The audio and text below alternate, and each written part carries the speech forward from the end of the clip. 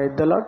Good morning. ఈ దిన దేవుని వాగ్దానము యోవేలు గ్రంథము 2వ అధ్యాయము 23వ వచనము.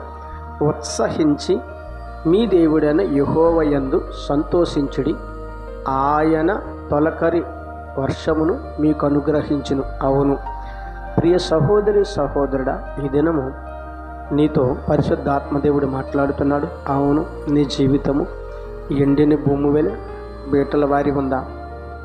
పంటకు అనువుగా లేని మరి పొలము వలె ఉందా?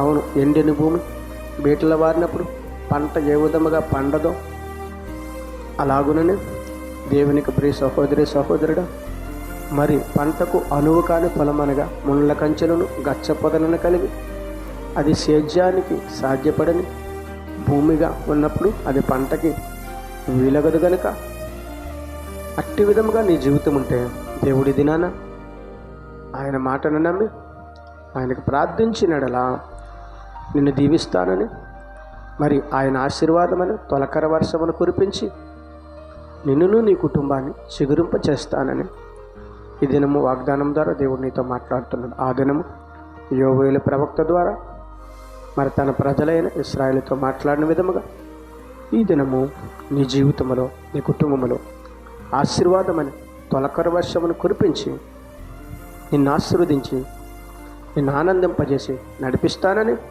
ఈ దినము దేవుని వాగ్దానం ద్వారా దేవుడు నీతో మాట్లాడుతున్నాడు. ఆమెన్. ప్రార్థన చేద్దాం. సకల ఆశీర్వచనములకు కారణభూతుడివైన మా యేసు ప్రభువా, నీ ఘనమైన నామానికి స్తుతులు స్తోత్రాలనైనా, ఈ సుందరమైన నామానికి లెక్కలేని వందనాలు.